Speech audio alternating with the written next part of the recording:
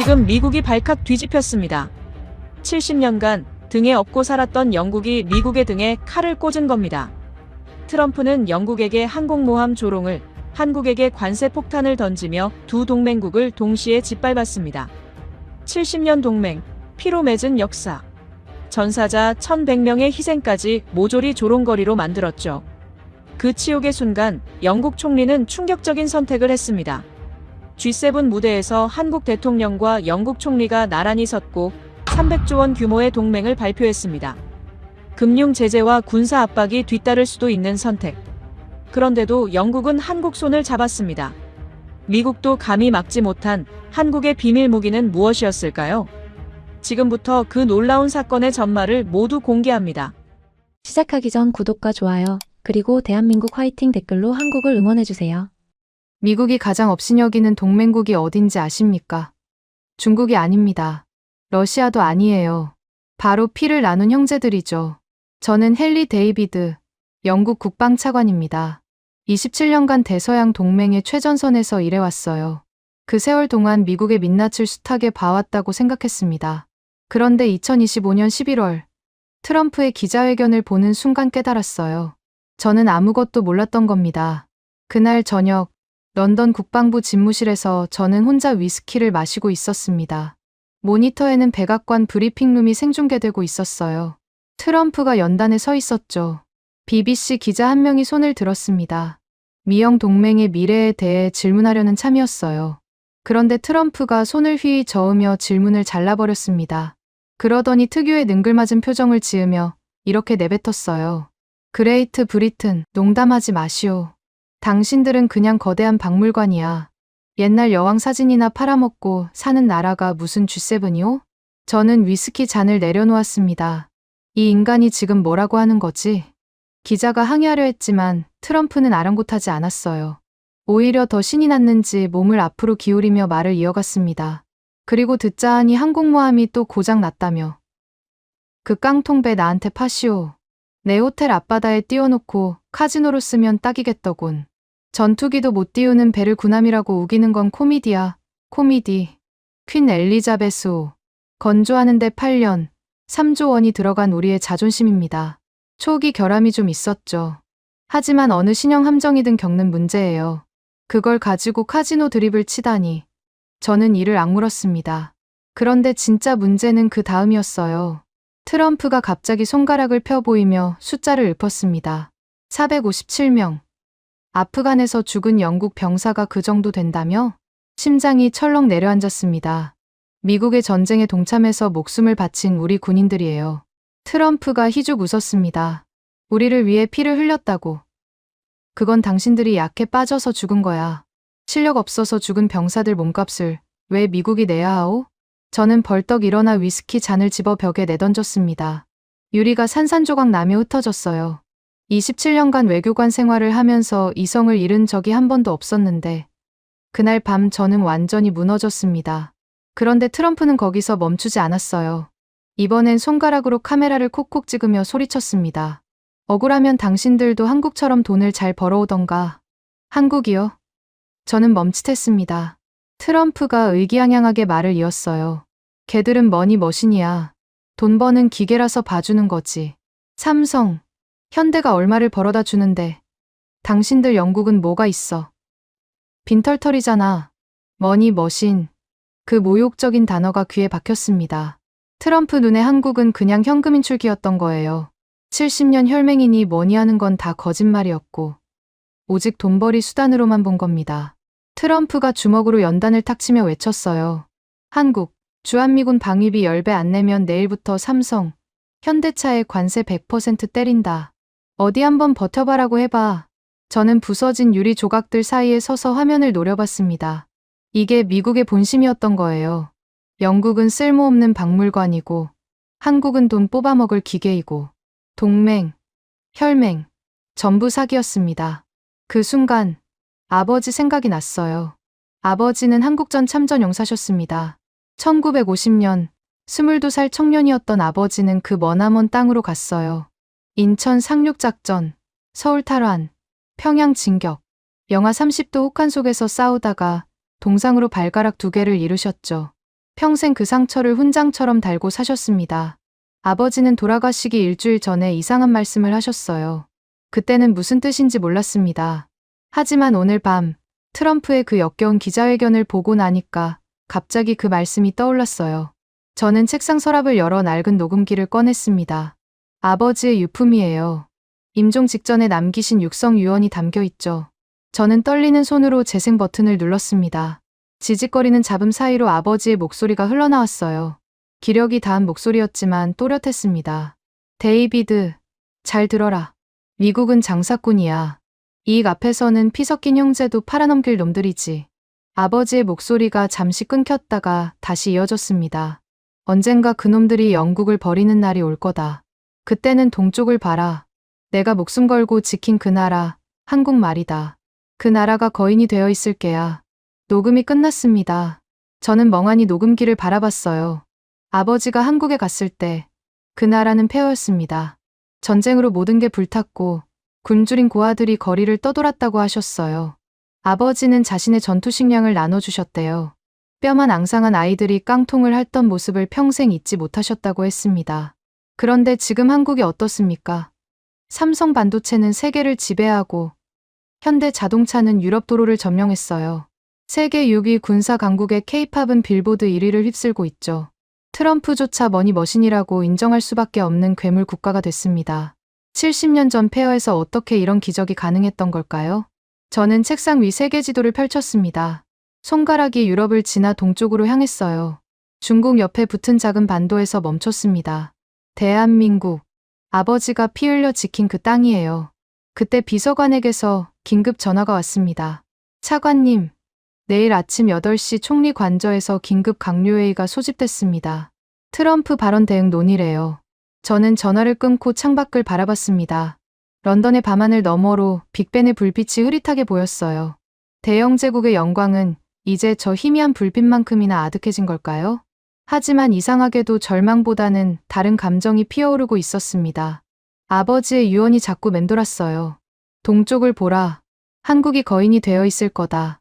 저는 지도 위에 한반도를 손가락으로 짚었습니다. 70년 전 아버지가 목숨 걸고 지킨 그 작은 나라. 이제는 미국조차 돈줄이라고 깔보면서도 함부로 못하는 경제 강국이 됐죠. 혹시, 정말 혹시 말입니다. 우리가 미국 대신 손잡을 상대가 그쪽에 있는 걸까요? 다음 날 아침 7시 50분. 저는 총리 관저 다우닝가 10번지 앞에 서 있었습니다. 런던 특유의 짓궂은 비가 부슬부슬 내리고 있었어요. 경호원이 우산을 씌워줬지만 소용없었습니다. 이미 마음속에는 폭풍이 몰아치고 있었거든요. 회의실 문을 열자마자 험악한 분위기가 느껴졌습니다. 국방장관 아서 블랙우드, 외무장관, 재무장관, 통상장관까지 핵심 강요들이 전부 모여 있었어요. 그런데 다들 얼굴이 하얗게 질려 있었습니다. 마치 장례식장에 온 것 같았죠. 총리가 상석에 앉아 있었습니다. 평소에 여유로운 미소는 온데간데 없고 눈 밑에 짙은 다크서클이 내려앉아 있었어요. 밤새 한숨도 못 주무신 게 분명했습니다. 제가 자리에 앉자마자 블랙우드 국방장관이 입을 열었어요. 이 사람, 27년간 군 생활을 한 강골입니다. 포클랜드 전쟁 영웅 출신이에요. 웬만한 일에는 눈 하나 깜짝 안 하는 사람이죠. 그런데 오늘은 목소리가 떨리고 있었습니다. 상황이 심각합니다. 어젯밤 펜타곤에서 공식 통보가 왔어요. 블랙우드가 서류를 테이블 위에 탁 내려놓았습니다. F-35 전투기 부품 공급 전면 중단. 퀸 엘리자베스 항공모함 수리에 필요한 핵심 장비 수출 금지. 그리고 영국산 철강에 45% 보복 관세 예고. 회의실이 술렁였어요. 저는 심장이 쿵 내려앉는 것을 느꼈습니다. F-35, 대당 1,500억 원짜리 5세대 스텔스 전투기예요. 영국 공군의 핵심 전력이죠. 그런데 이 비행기의 치명적인 문제가 뭐냐면 엔진부터 소프트웨어까지 전부 미국산이라는 겁니다. 미국이 부품 공급을 끊어버리면 우리 전투기는 그냥 고철 덩어리가 돼요. 활주로에 세워둔 장식품이 되는 거죠. 외무장관이 고개를 저었습니다. 미쳤군요. 동맹국한테 이럴 수가 있습니까? 블랙우드가 쓴웃음을 지었어요. 트럼프한테 동맹 같은 건 없어요. 오직 거래만 있을 뿐이지. 어제 기자회견 안 보셨습니까? 우리를 박물관이라고 했잖아요. 재무장관이 손으로 이마를 짚었습니다. 철강 관세 45%면 웨일스 제철소는 끝장이에요. 3만 명이 일자리를 잃습니다. 통상장관도 한숨을 내쉬었어요. 북해 유전 장비도 문제예요. 미국 업체들이 계약 파기를 통보해왔습니다. 이러다 에너지 안보까지 흔들려요. 회의실에 무거운 침묵이 내려앉았습니다. 저는 강요들의 얼굴을 하나하나 살폈어요. 다들 패배자의 표정을 짓고 있었습니다. 70년간 미국 등에 엎여 살아온 대영 제국의 민낯이 적나라하게 드러난 순간이었죠. 블랙우드가 무거운 목소리로 말했습니다. 총리, 현실적으로 선택지가 없습니다. 미국에 사정하는 수밖에요. 트럼프가 원하는 게 돈이면 돈을 주고, 굴욕을 원하면 굴욕을 감수해야 합니다. 지금 우리한테 미국을 대체할 카드가 있습니까? 저는 블랙우드를 바라봤습니다. 포클랜드의 영웅이 이렇게 무릎을 꿇겠다고 하다니. 그만큼 상황이 절박하다는 뜻이었어요. 다른 강요들도 고개를 끄덕였습니다. 외무장관이 입을 열었어요. 유럽연합은 브렉시트 이후로 우리를 외면하고 있고, 프랑스는 이 기회에 우리 방산 시장을 뺏으려고 군침을 흘리고 있습니다. 독일은 자기 경제 챙기기도 바쁘고요. 미국 말고는 진짜 대안이 없어요. 재무장관도 거들었습니다. 일단 백악관에 특사를 보내서 협상하는 게 어떻겠습니까? 트럼프가 원하는 게 뭔지 파악하고 최대한 조건을 맞춰주는 거죠. 대안은 없다. 그 말이 회의실을 짓눌렀습니다. 저는 품 안에 서류를 만지작거렸어요. 어젯밤 잠을 설쳐가며 준비한 자료였습니다. 아버지의 유언이 머릿속을 떠나지 않았거든요. 동쪽을 봐라. 한국이 거인이 되어 있을 거다. 그때 총리가 벌떡 일어났습니다. 그리고 주먹으로 테이블을 내리쳤어요. 쾅. 회의실이 조용해졌습니다. 총리의 눈이 이글이글 타오르고 있었어요. 대영 제국이 언제부터 미국의 식민지였나. 총리의 목소리가 회의실을 쩌렁쩌렁 울렸습니다. 아니, 여러분 지금 제정신이요? 트럼프가 우리를 박물관이라고 조롱하고 전사자들을 모욕하고 이제는 경제까지 볼모로 잡겠다는데 우리가 할 일이 무릎 꿇고 싹싹 비는 거요. 바로 그 순간 저는 결심했습니다. 품 안에서 빨간 표지의 서류철을 꺼내 테이블 위에 올려놓았어요.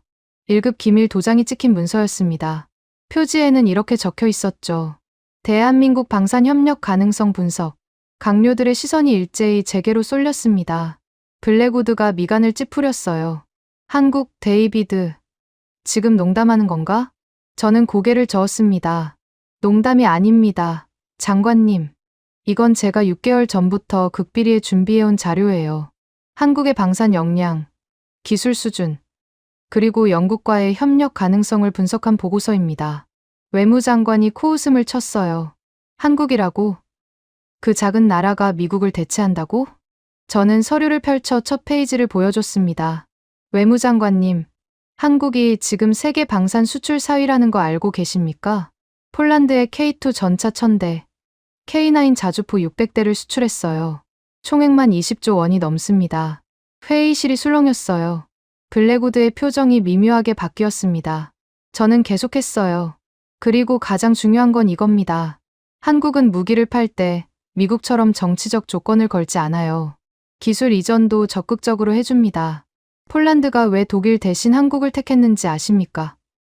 독일은 거들먹거리면서 기술 이전을 거부했거든요. 한국은 달랐습니다. 파트너로 대우해줬어요. 총리가 서류를 집어들었습니다.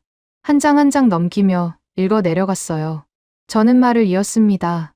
한국은 반도체, 조선, 자동차, 방산까지 전부 세계 최고 수준이에요. 우리가 손을 내밀면 그들도 분명 응답할 겁니다. 블랙우드가 턱을 쓰다듬으며 물었어요. 근거가 뭔가? 한국이 미국 눈치 안 보고 우리랑 손잡을 거라는 근거 말이야. 저는 서류에서 한 페이지를 뽑아 보여줬습니다. 지금 한국도 트럼프한테 당하고 있어요.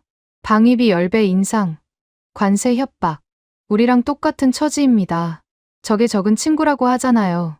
지금이야말로 한국에 손을 내밀 최적의 타이밍입니다.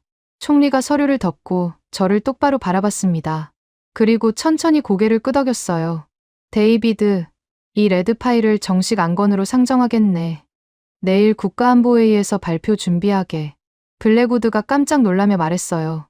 총리, 이건 너무 급진적입니다. 미국이 알면 가만두지 않을 거예요. 총리가 씁쓸하게 웃었습니다. 미국이 우리를 얼마나 더 건드리겠나? 이미 바닥까지 추락했어. 지금 우리한테 필요한 건 새로운 파트너야. 미국의 허락 따위는 필요 없네. 회의가 끝났습니다. 강료들이 하나둘 빠져나갔어요. 저는 레드 파일을 가슴에 안고 회의실을 나섰습니다. 이제 진짜 시작이었어요. 이틀 뒤 국방부 지하 벙커 브리핑룸에서 국가안보회의가 열렸습니다. 총리를 비롯한 핵심 강료 12명이 모였어요. 블랙우드 국방장관은 여전히 못마땅한 표정이었지만 총리의 지신이 어쩔 수 없다는 얼굴이었죠. 저는 브리핑 자료를 준비하면서 밤을 새웠습니다. 한국 무기에 대해 아는 게 거의 없는 사람들을 설득해야 했으니까요. 말로만 설명해서는 안 됐어요. 눈으로 직접 보여줘야 했습니다. 저는 리모컨을 들고 대형 스크린 앞에 섰습니다. 강료 여러분, 오늘 제가 보여드릴 영상은 나토 기밀 자료입니다. 2024년 북유럽 합동훈련 당시 촬영된 영상이에요. 먼저 이걸 보시죠. 스크린에 영상이 떴습니다. 노르웨이 북부의 설원이었어요. 영하 40도, 눈보라가 휘몰아치는 혹한의 벌판에 전차 3대가 나란히 서 있었습니다. 저는 화면을 가리키며 말했어요. 왼쪽이 독일의 레오파드의 전차입니다. 세계 최강이라고 불리죠. 가운데는 미국의 에밀 에이브럼스예요. 걸프전에서 이라크군을 박살낸 전설의 전차입니다. 그리고 오른쪽이 한국의 K2 흑표 전차예요. 블랙우드가 팔짱을 끼며 중얼거렸습니다. 흑표? 처음 듣는 이름이군. 저는 재생 버튼을 눌렀어요. 영상 속에서 훈련 지휘관이 시동 명령을 내렸습니다. 세 나라 전차가 동시에 엔진을 걸었어요. 그런데 이상한 일이 벌어졌습니다. 독일 레오파드가 꿈쩍도 않는 거예요. 운전병이 시동키를 몇 번이나 돌렸지만 엔진이 걸리지 않았습니다. 미국 에이브럼스도 마찬가지였어요. 엔진에서 끙끙거리는 소리만 났지 시동이 안 걸렸죠. 외무장관이 의아한 표정을 지었습니다. 왜 저러는 거지? 저는 설명했어요. 영하 40도입니다. 일반 디젤 엔진은 이 온도에서 연료가 얼어붙어요. 윤활유도 굳어버리죠. 레오파드와 에이브럼스는 중동이나 유럽의 온화한 기후를 기준으로 설계된 전차예요. 극한의 추위는 상정하지 않았던 겁니다. 그때 스크린 오른쪽에서 굉음이 터졌습니다. 한국의 K2 흑표가 단번에 시동을 건 거예요. 회의실이 술렁였습니다.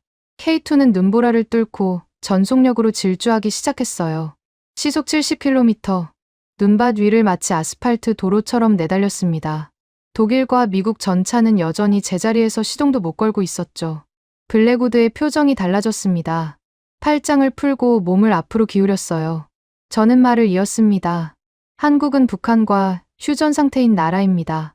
70년 동안 매일 전쟁을 준비해왔어요. 한반도의 겨울은 영하 20도, 30도가 일상이죠. 그래서 한국 무기는 처음부터 혹한을 전제로 설계됩니다. 독일이나 미국과는 생존 본능 자체가 다른 거예요. 영상이 계속됐습니다. K2가 눈밭을 질주하다가 갑자기 멈춰 섰어요. 그리고 포탑이 돌아갔습니다. 저는 화면을 가리켰어요. 저기 보이시는 표적이 2.5km 밖에 있습니다.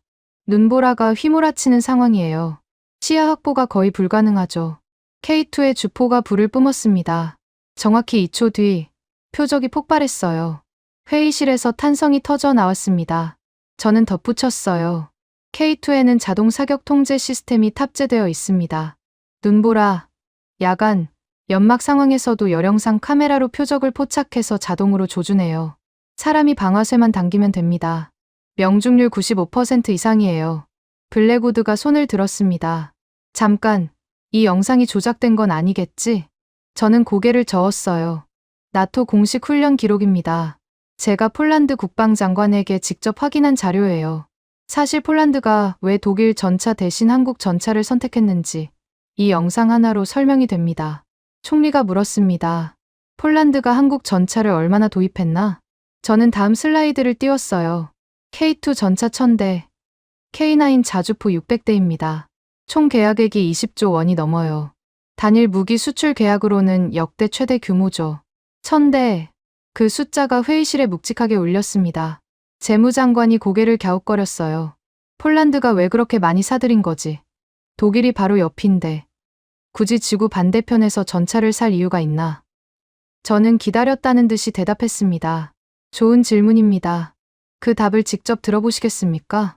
저는 화상통화 시스템을 연결했어요. 잠시 후 스크린에 폴란드 국방장관 야체크 코발스키의 얼굴이 떴습니다. 바르샤바에서 실시간으로 연결된 거예요. 코발스키 장관, 감사합니다. 영국 국가안보회의에서 한국 무기에 대해 논의 중입니다. 직접 경험을 말씀해 주시겠습니까? 코발스키가 씩 웃었습니다. 그의 뒤로 폴란드 국기가 보였어요. 데이비드 차관, 반갑소. 영국이 드디어 눈을 떴군. 내가 왜 한국을 선택했는지 말해주리다. 코발스키가 몸을 앞으로 기울였습니다. 우리 폴란드는 러시아 바로 옆에 있소. 우크라이나 전쟁 터지고 나서 잠을 못 잤어요. 급하게 전차가 필요했는데 독일한테 갔더니 뭐라고 했는지 아시오? 블랙우드가 물었어요. 뭐라고 했습니까? 코발스키의 얼굴이 붉어졌습니다. 3년 기다리래요. 3년. 러시아 탱크가 내일이라도 국경을 넘어올 판에 3년을 기다리라고. 기술 이전은요? 꿈도 꾸지 말랍디다. 독일 놈들은 우릴 손님이 아니라 거지 취급했어요. 코발스키가 주먹으로 책상을 탁 쳤습니다. 그래서 한국에 갔소. 그랬더니 뭐라고 했는지 아시오? 6개월 안에 첫 물량 보내주겠다. 기술 이전도 해주겠다. 폴란드에서 현지 생산할 수 있게 공장도 같이 짓자. 우리를 파트너로 대우해줬단 말이오. 회의실이 조용해졌습니다. 강료들의 표정이 진지해져 있었어요. 코발스키가 계속했습니다. 그리고 실전 성능은 말할 것도 없소. 지난달 나토 연합훈련 봤소. 독일 레오파드가 진흙탕에 빠져서 허우적거릴 때 K2는 시속 60km로 달리면서 2km 표적을 백발백중시켰어요. 우리 장병들이 뭐라고 했는지 아시오? 이건 전차가 아니라 육상 전함이라고 했소. 블랙우드가 물었습니다. 방어 체계는 어떻습니까? 코발스키의 눈이 반짝였어요. 바로 그거요. K2에는 능동 방어 체계라는 게 있소. 적 미사일이 날아오면 자동으로 감지해서 요격탄을 쏴요. 미사일이 전차에 닿기도 전에 공중에서 터뜨려버리는 거요. 이런 기술 가진 전차가 세계에 몇 대나 되겠소? 저는 끼어들었습니다. 장관님, 한국과 협력하면서 후회한 적 있으십니까? 코발스키가 웃음을 터뜨렸어요. 후회. 천만에. 내 인생 최고의 결정이었소. 한국 사람들은 약속을 지켜요. 납기일 하루도 안 어기고 문제가 생기면 기술자들이 바로 날아와서 해결해줘요. 독일, 미국이랑은 차원이 다르다니까. 코발스키가 화면 가까이 다가왔습니다. 데이비드 차관, 영국도 한국 손잡으시오. 후회 안 할 거요. 내가 보증하리다. 화상통화가 끝났습니다. 회의실에 침묵이 흘렀어요. 총리가 천천히 입을 열었습니다. K2 전차 1000대, K9 자주포 600대. 이게 폴란드 혼자 도입한 물량이라고? 저는 고개를 끄덕였어요. 그렇습니다. 그리고 노르웨이, 핀란드, 호주, 이집트까지 줄을 서고 있어요. 한국 방사는 지금 전 세계에서 가장 뜨거운 시장입니다. 블랙우드가 한숨을 내쉬었습니다. 우리가 미국 눈치 보느라 몇 년을 허비한 사이에 폴란드는 벌써 저만큼 앞서갔군. 저는 마지막 슬라이드를 띄웠습니다. 한국 지도와 주요 방산업체 현황이 나왔어요. 강료 여러분, 백문이 불여일견입니다. 제가 직접 한국에 가서 확인하고 오겠습니다. 조선소, 방산공장, 연구시설을 직접 눈으로 보고 판단하겠어요. 총리가 고개를 끄덕였습니다. 좋네. 데이비드, 내일 당장 출발하게. 그리고 한국 측에 우리의 진심을 전해주게나. 저는 브리핑 자료를 정리하며 대답했습니다. 알겠습니다, 총리. 반드시 성과를 가지고 돌아오겠습니다. 회의실을 나서는데 블랙우드가 제 어깨를 붙잡았어요. 아까까지 회의적이던 그 강골 장관이 진지한 표정으로 말했습니다. 데이비드, 내가 틀렸을 수도 있겠어. 잘 다녀오게. 저는 고개를 숙여 인사하고 복도를 걸었습니다. 내일이면 서울행 비행기를 타게 될 거예요. 70년 전 영국 청년들이 목숨을 걸고 지킨 그 땅, 이제는 거인이 된 나라로 말입니다. 인천공항에 내린 건 밤 11시였습니다. 한국 국방부에서 나온 의정관이 저를 맞았어요. 검은색 승합차가 대기하고 있었죠. 호텔로 가는 겁니까? 의정관이 고개를 저었어요. 아닙니다, 차관님. 거제도로 바로 이동합니다. 조선소 현장을 직접 보여드리라는 지시를 받았습니다. 거제도요? 지금 밤 11시인데? 의정관이 빙그레 웃었습니다. 걱정 마십시오. 거제도 조선소는 24시간 돌아갑니다. 새벽 3시든 4시든 상관없어요. 가시면 아시게 될 겁니다. 저는 의아했지만 따라 나섰습니다. 깜깜한 밤하늘을 가르며 남쪽으로 내려갔습니다. 헬기 창밖으로 한반도의 야경이 펼쳐졌어요. 서울의 불빛이 점점 멀어지고 어두운 산과 들판이 이어졌습니다. 그러다 갑자기 눈앞이 환해졌어요. 저는 눈을 의심했습니다. 저게 뭡니까? 헬기 조종사가 대답했어요. 거제도 조선소입니다. 차관님. 새벽 2시였습니다. 그런데 저 아래 펼쳐진 광경은 대낮보다 더 밝았어요. 거대한 도크 여러 개가 환하게 불을 밝히고 있었습니다. 수십 개의 용접 불꽃이 동시에 튀었고 초대형 크레인들이 쉴 새 없이 움직이고 있었죠. 저는 27년간 전 세계 군사 시설을 돌아다녔습니다. 미국 노퍽 해군기지, 영국 바로우 조선소, 프랑스 셰르브르 군함까지 안 가본 데가 없어요. 하지만 이런 광경은 처음이었습니다. 새벽 2시에 이 정도 규모로 돌아가는 산업시설을 본 적이 없었어요. 헬기가 착륙하자 한 남자가 다가왔습니다. 60대 중반쯤 돼 보였어요. 기름때가 묻은 작업복을 입고 있었고 안전모 아래로 희끗희끗한 머리카락이 보였습니다. 얼굴은 바닷바람에 그을려 검붉었고 주름이 깊게 패여 있었죠. 저를 반갑게 맞으며 손을 내밀었습니다. 김석현입니다. 이 조선소 현장 소장이에요. 어서 오십시오, 차관님. 저는 그의 손을 잡았습니다. 순간 깜짝 놀랐어요. 손바닥이 온통 굳은 살이었거든요. 마치 가죽 장갑을 낀 것 같았습니다. 그리고 왼손 새끼손가락이 두 마디째에서 뭉툭하게 잘려 있었어요. 김석현이 제 시선을 알아챘는지 손을 들어 보여줬습니다. 이거요? 26살 때 철판에 깔렸어요. 40살 때는 용접 불똥이 튀어서 왼쪽 귀청력을 잃었고요. 이 조선소에서 40년을 일했습니다. 제 몸 구석구석에 배 만든 흔적이 박혀 있어요. 저는 할 말을 잃었습니다. 영국 국방부에서 27년간 책상머리에 앉아 서류만 만지작거린 제 손이 부끄러워졌어요. 김석현이 앞장서며 말했습니다. 일단 현장부터 보시죠. 100마디 말보다 한 번 보는 게 나을 겁니다. 저는 그를 따라 도크 안으로 들어갔습니다. 가까이서 보니 규모가 더 압도적이었어요. 길이 400m, 폭 80m짜리 초대형 도크가 4개나 나란히 있었습니다. 각 도크마다 거대한 선박이 뼈대를 드러내고 있었죠. 저는 위를 올려다봤습니다. 골리앗 크레인이라고 불리는 초대형 크레인이 하늘을 찌를 듯 솟아 있었어요. 높이가 무려 140m였습니다. 런던의 빅벤보다 높았죠. 그 크레인이 수백 톤짜리 철판 블록을 장난감처럼 들어 올려 선박 위에 내려놓고 있었습니다. 김석현이 설명했어요. 저 크레인 하나가 900톤을 들어 올릴 수 있습니다. 세계에서 이런 크레인을 운용하는 조선소가 몇 개 안 돼요. 저는 주변을 둘러봤습니다. 새벽 2시인데도 작업자들이 개미처럼 움직이고 있었어요. 용접봉들은 불꽃을 튀기며 철판을 이었고 배관공들은 복잡한 파이프 사이를 누볐습니다. 검수 요원들은 태블릿을 들고 꼼꼼히 체크하고 있었죠. 저는 김석현에게 물었습니다. 소장님, 이 새벽에 다들 잠도 안 잡니까? 교대 근무라고 해도 이건 좀 과하지 않아요? 김석현이 빙그레 웃었습니다.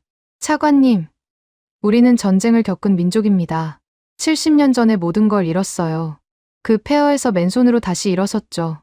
우리가 자면 어떻게 되는지 아십니까? 저는 고개를 저었습니다. 김석현이 저를 똑바로 바라보며 말했어요. 우리가 자면 우리 파트너들이 잠을 못 잡니다. 배를 기다리는 선주들이 밤잠을 설치고 물건을 실어야 하는 무역상들이 발을 동동 구르죠. 납기일이 뭔지 아십니까? 그건 그냥 약속이 아니에요. 제 목숨입니다. 납기일을 어기느니 차라리 제가 쓰러지는 게 낫습니다. 그게 한국 사람들의 약속이에요. 저는 가슴이 뜨거워지는 것을 느꼈습니다. 김석현이 도크 전체를 손으로 가리켰어요. 지금 보시는 이 조선소에서 1년에 배를 얼마나 만드는지 아십니까? 2,400만 톤입니다. 영국 전체 조선소 생산량이 연간 50만 톤이에요. 우리가 영국의 48배를 만들어냅니다. 48배. 저는 숫자를 곱씹었습니다. 믿기지 않았어요. 김석현이 계속했습니다. 영국 바로우 조선소 얘기 들었습니다. 주 35시간 근무에 파업이 달고 산다면서요. 핵잠수함 한 척 만드는데 10년이 걸린다고 했어요. 우리는 잠수함을 3년 만에 만듭니다. 구축함은 2년이면 돼요.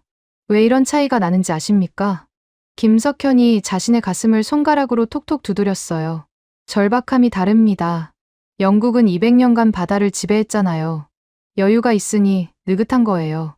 하지만 우리는 당장 내일 전쟁이 터질 수 있는 나라에서 살아왔습니다. 한순간도 긴장을 풀 수가 없어요. 그 절박함이 이 조선소를 24시간 돌아가게 만드는 겁니다. 저는 도크를 다시 둘러봤습니다.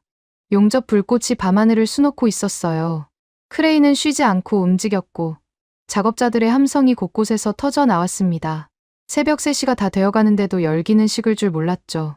김석현이 저를 다른 구역으로 안내했습니다. 저쪽을 보십시오. 저건 호주에 수출할 호위함입니다. 원래 납기가 내년 6월인데 3개월 앞당겨서 3월에 인도하기로 했어요. 호주 해군이 너무 고마워하더군요. 저는 놀라서 물었습니다. 납기를 앞당겼다고요? 보통은 미루기도 바쁘지 않습니까?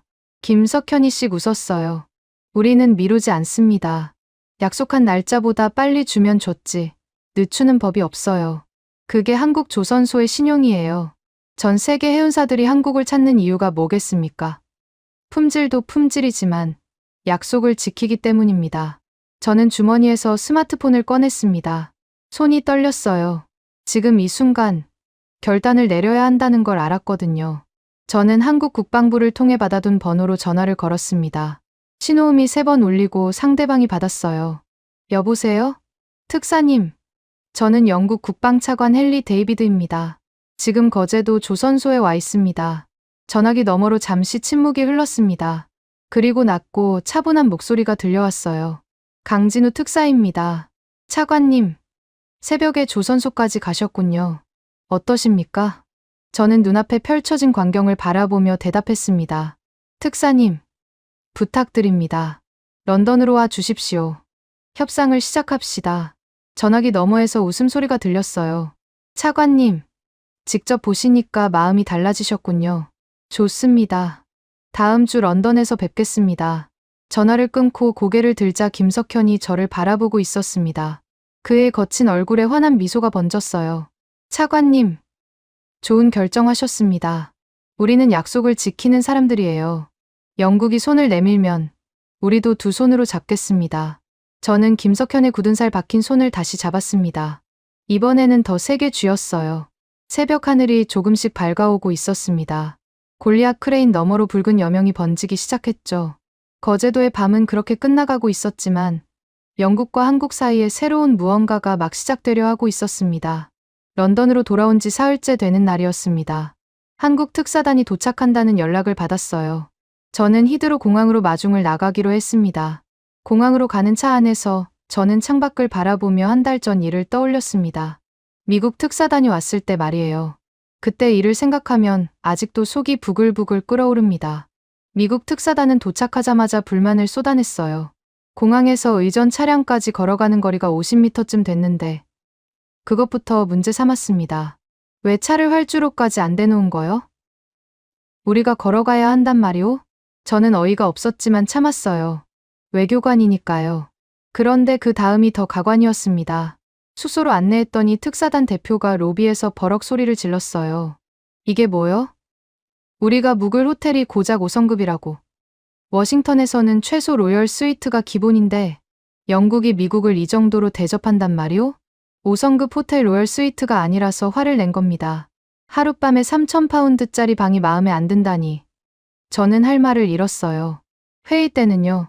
30분이나 늦게 나타나 놓고 사과 한마디 없었어요.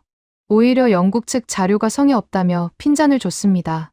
이 정도 분량을 검토하라고? 우리 시간이 얼마나 귀한지 몰라서 그러시오?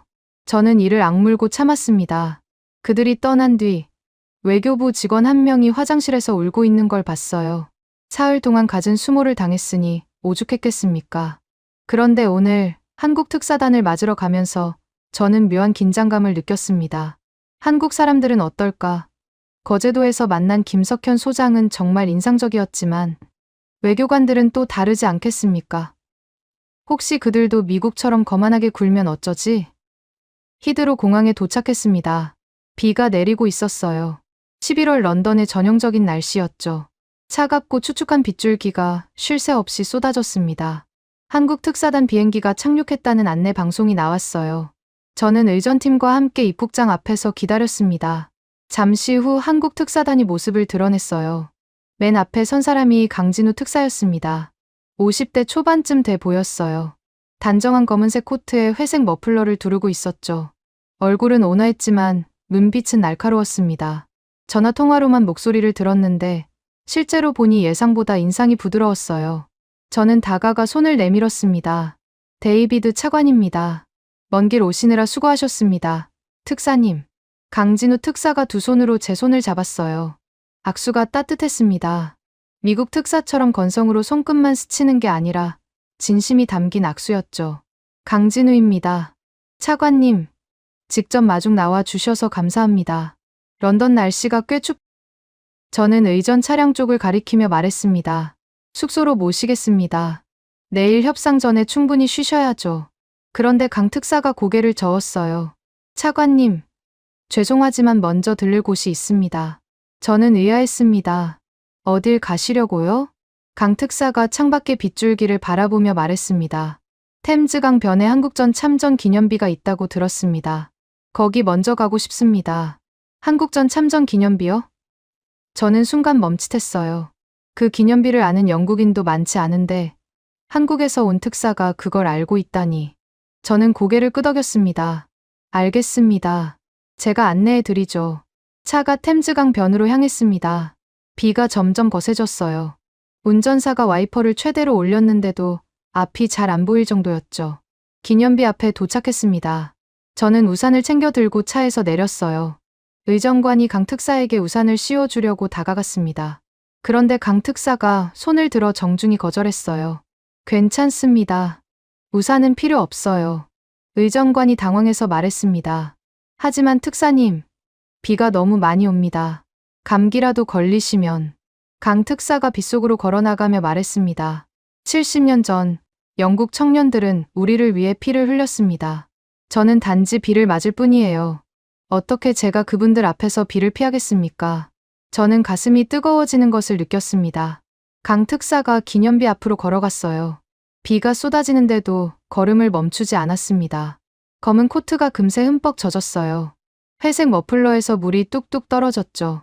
기념비에는 한국전에서 전사한 영국군 1100명의 이름이 새겨져 있었습니다.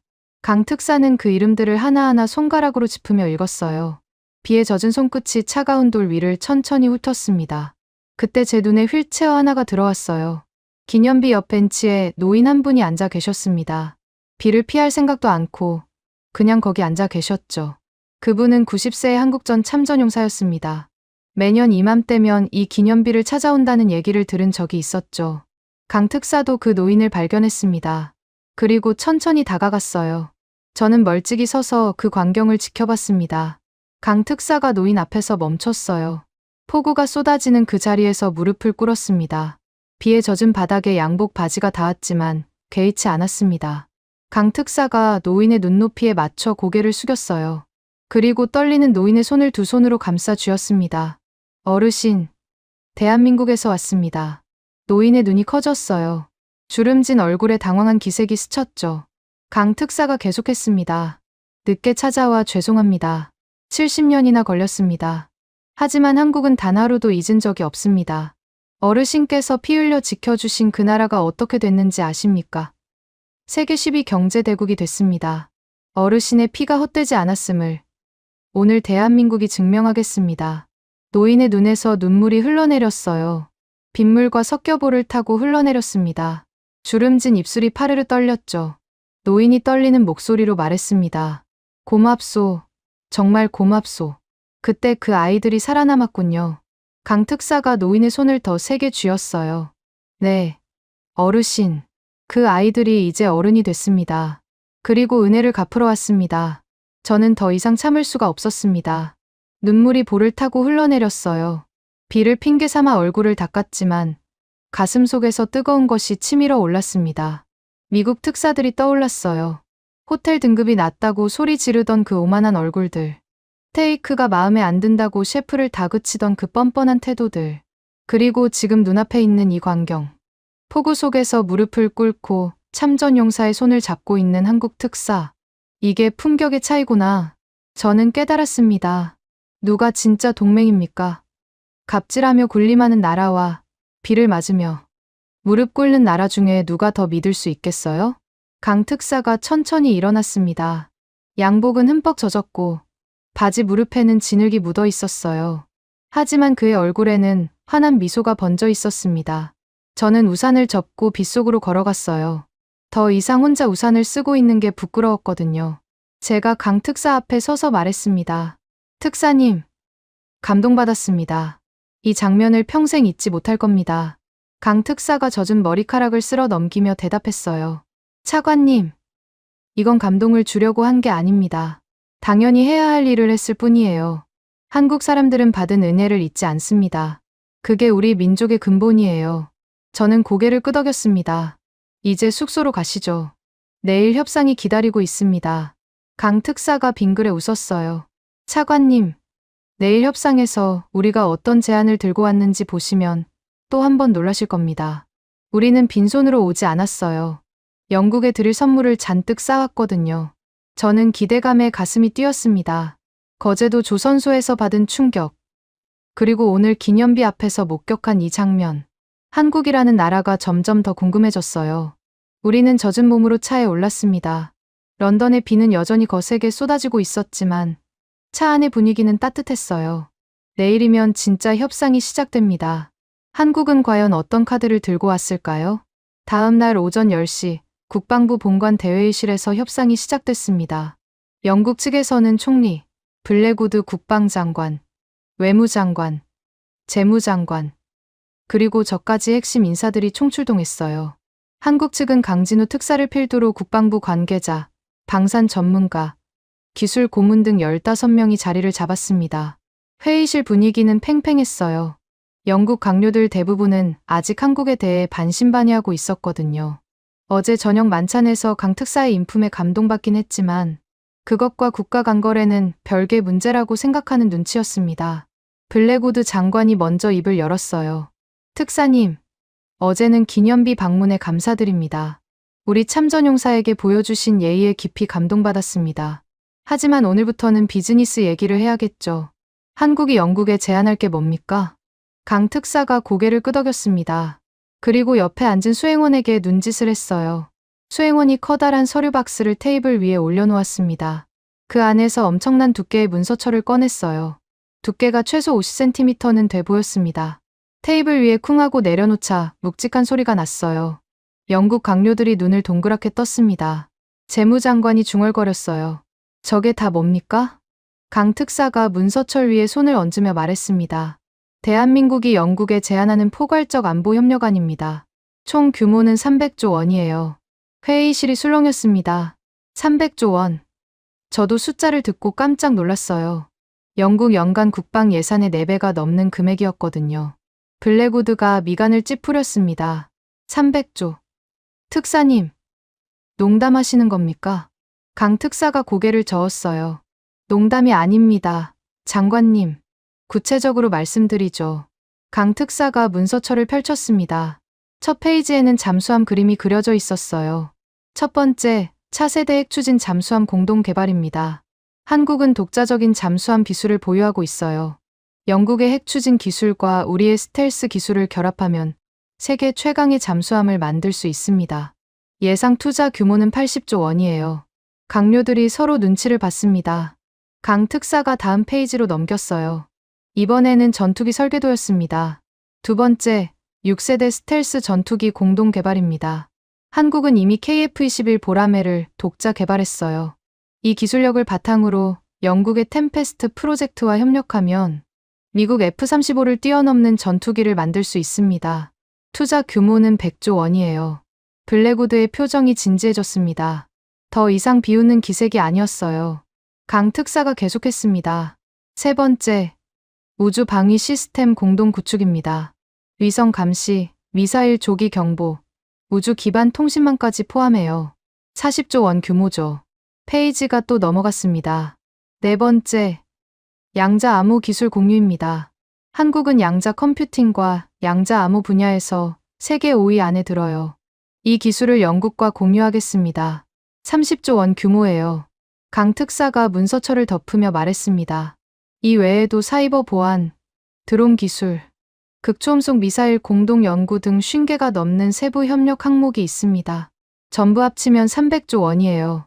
회의실에 침묵이 흘렀습니다.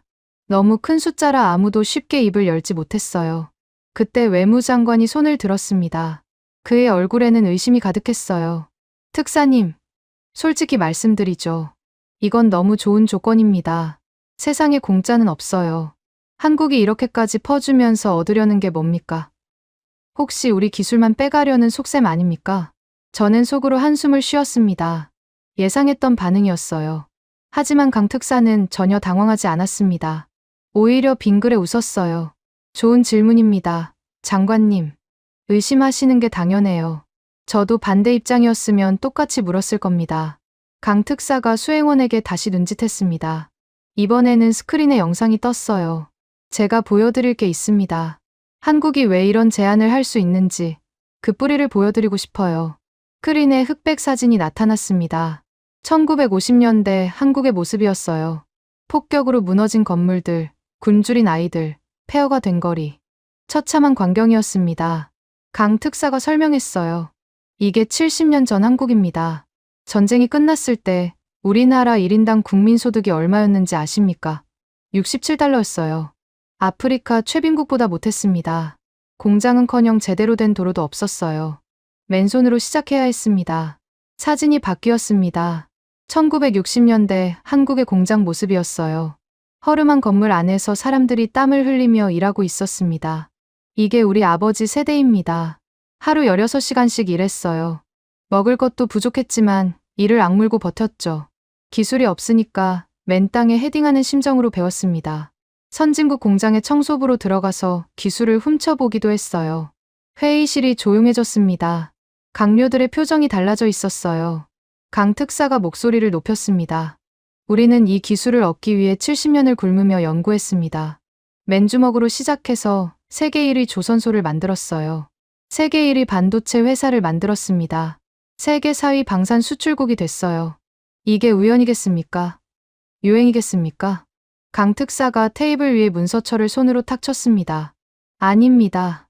이건 피땀의 결과예요. 처절한 생존 본능에서 나온 겁니다. 우리가 영국에 제안하는 건 단순한 기술이 아닙니다. 이 집요함, 이 절박함, 이 헝그리 정신을 영국에 이식해드리겠다는 거예요. 저는 가슴이 뛰는 것을 느꼈습니다. 강 특사의 눈빛이 이글이글 타오르고 있었어요. 외무장관이 물었습니다. 그래서 한국이 원하는 게 뭡니까? 대체 뭘 얻으려고 이러는 겁니까? 강 특사가 천천히 대답했습니다. 진정한 파트너입니다. 미국은 우리를 ATM으로 봐요. 돈만 뽑아가면 그만이죠. 우리는 그런 관계에 지쳤습니다. 영국과는 다르게 하고 싶어요. 서로 기술을 나누고 서로 성장하는 관계 말입니다. 70년 전 영국이 우리를 위해 피를 흘렸잖아요. 이제 우리가 그 은혜를 갚을 차례입니다. 회의실에 무거운 침묵이 흘렀습니다. 아무도 입을 열지 못했어요. 저는 더 이상 참을 수가 없었습니다. 자리에서 일어나 입을 열었어요. 총리, 강료 여러분, 제가 한 말씀 드려도 되겠습니까?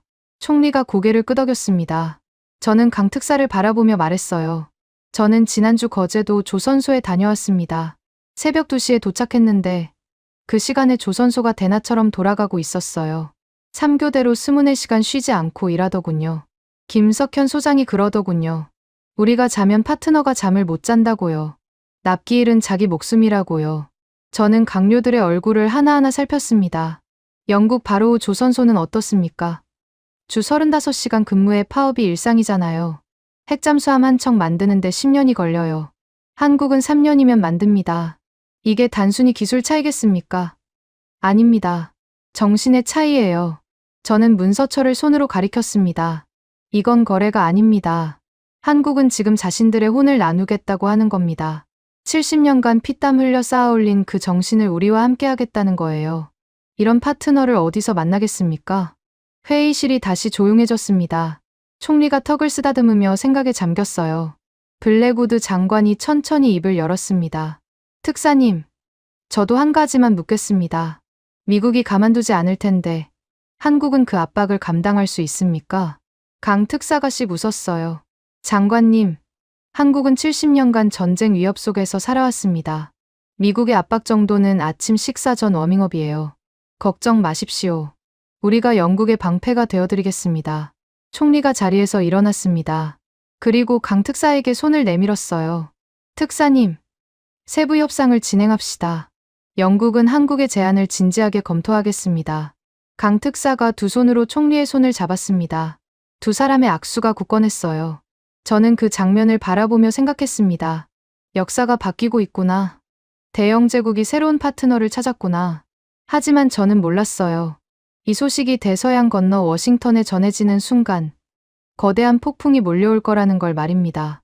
협상이 시작된 지 나흘째 되는 날이었습니다. 모든 게 순조롭게 흘러가고 있었어요.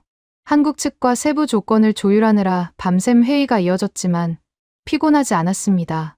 희망이 보이니까 힘이 났거든요. 그런데 그날 아침 이상한 일이 벌어졌습니다. 출근길에 스마트폰을 확인하는데 알림이 수십 개가 떠 있었어요. 전부 언론 기사 알림이었습니다. 저는 첫 번째 기사를 클릭했어요. 제목을 보는 순간 심장이 철렁 내려앉았습니다. 영국 국방차관, 중국 기업에서 뇌물수수 의혹. 뭐라고요? 저는 눈을 비비고 다시 봤습니다. 기사에는 제 이름이 버젓이 나와 있었어요. 제가 중국 방산 기업으로부터 500만 파운드를 받았다는 황당한 내용이었습니다. 증거라며 첨부된 건 제 개인 이메일 캡처 화면이었어요. 저는 경악했습니다. 이건 완전히 조작된 거예요. 저는 중국 기업과 접촉한 적도 없었거든요. 그런데 이메일 화면은 진짜처럼 보였습니다. 누군가 제 계정을 해킹해서 가짜 이메일을 심어놓은 게 분명했어요. 두 번째 기사를 열었습니다. 영국 정부, 한국과 손잡고 중국 편향 외교 추진 중. 세 번째 기사도 비슷했어요. 한국 방산협력의 이면, 중국 자본의 그림자. 전부 가짜 뉴스였습니다. 한국과 중국을 억지로 엮어서 영국 여론을 흔들려는 수작이었어요. 저는 누가 이 짓을 했는지 바로 알아챘습니다. 미국이었어요. CIA와 국무부가 움직인 게 틀림없었습니다. 국방부에 도착하니 난리가 나 있었어요. 언론사 전화가 빗발쳤고 직원들은 우왕좌왕하고 있었습니다.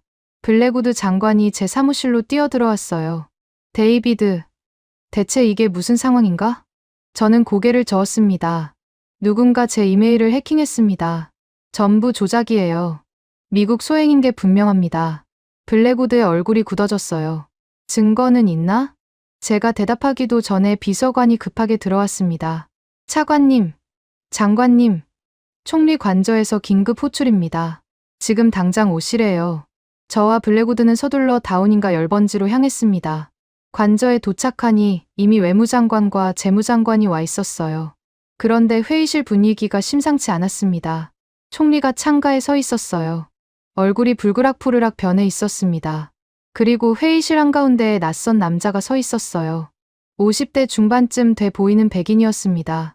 값비싼 양복을 입고 있었고 건방진 표정을 짓고 있었죠. 총리가 저를 보며 말했습니다. 데이비드, 소개하지. 백악관 국가안보보좌관 마이클 웨인이야. 방금 예고도 없이 들이닥쳤어. 웨인이라는 자가 희죽 웃었어요. 예고 없이라니, 총리. 친구 사이에 무슨 예고가 필요합니까?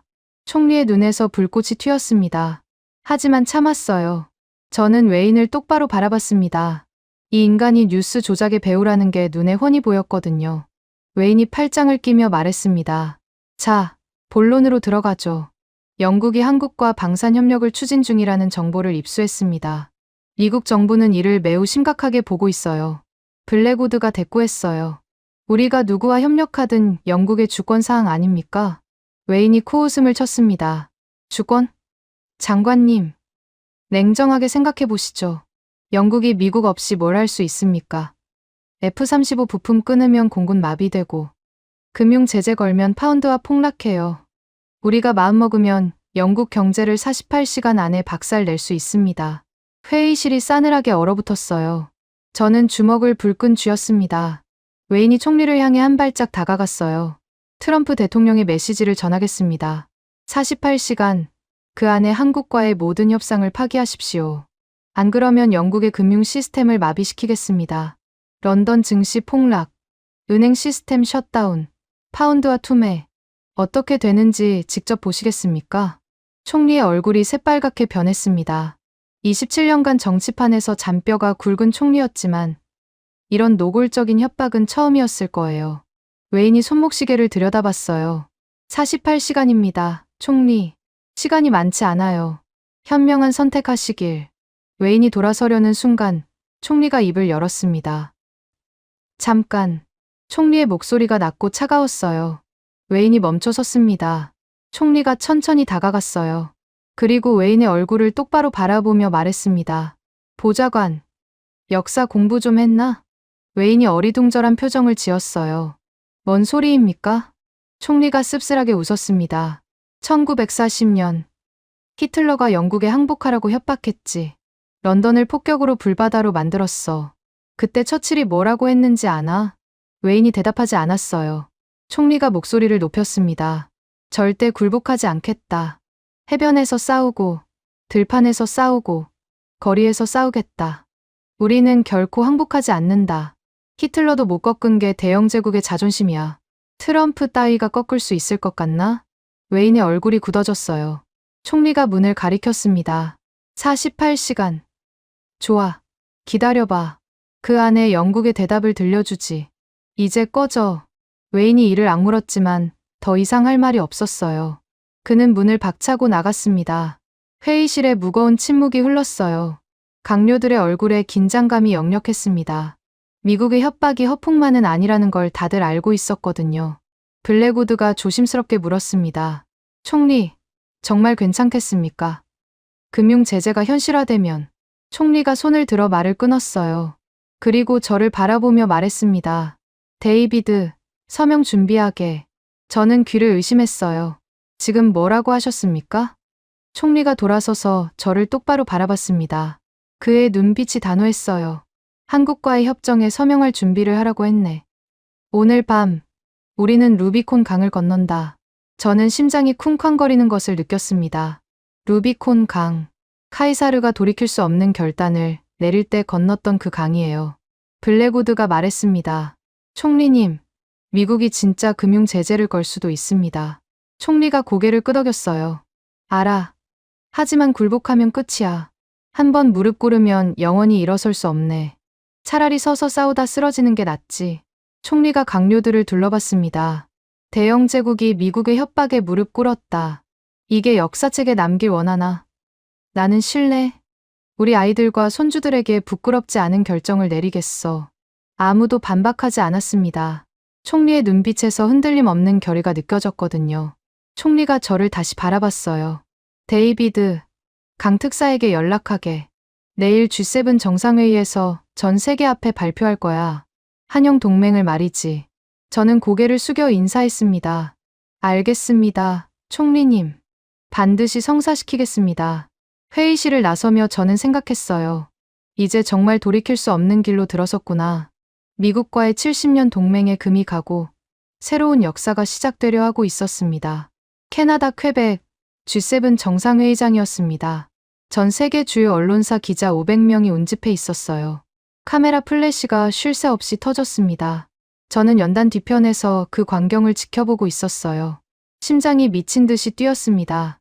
오늘 이 자리에서 역사가 바뀌게 될 거라는 걸 알았거든요. 무대 위로 두 사람이 나란히 걸어 나왔습니다. 영국 총리와 한국 대통령이었어요. 두 정상이 연단 앞에 섰습니다. 회의장이 조용해졌어요.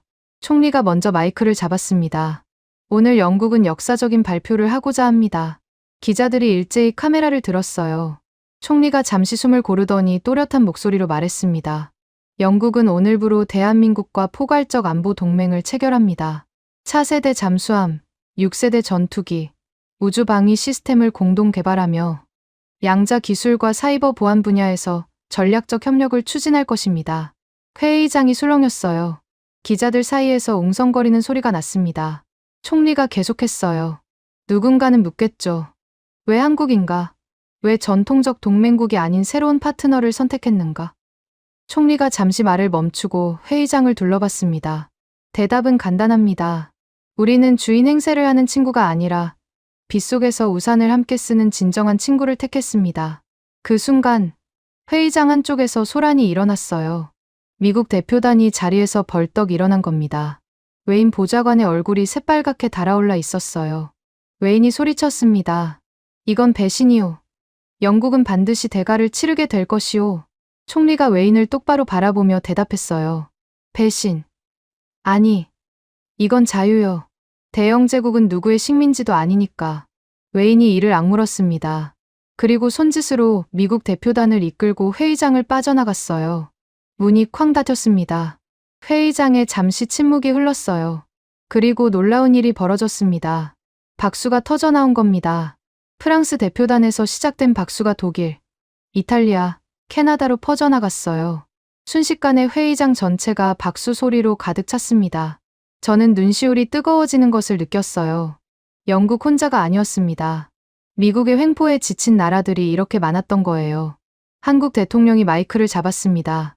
70년 전 영국의 젊은이들이 낯선 땅 한국을 위해 피를 흘렸습니다. 1100명이 목숨을 바쳤어요. 한국은 그 은혜를 단 하루도 잊은 적이 없습니다. 대통령의 목소리가 울렸어요. 오늘 한국은 그 빚을 갚으러 왔습니다. 앞으로 영국이 어려울 때 한국이 함께 싸우겠습니다. 우리는 이제 형제입니다. 무대 뒤에서 영국 국기와 태극기가 나란히 내려왔어요. 두 깃발이 교차되는 순간 플래시 세례가 쏟아졌습니다. 저는 그 광경을 바라보며 숨을 삼켰어요. 해냈구나. 정말 해낸 거야. 회의가 끝난 뒤 저는 런던으로 돌아가는 전용기에 올랐습니다. 창밖으로 대서양의 푸른 바다가 펼쳐졌어요. 해가 지고 있었습니다. 붉은 노을이 구름 사이로 번지고 있었죠. 저는 지갑을 꺼냈습니다. 그 안에는 낡은 사진 한 장이 들어 있었어요. 아버지의 사진이었습니다.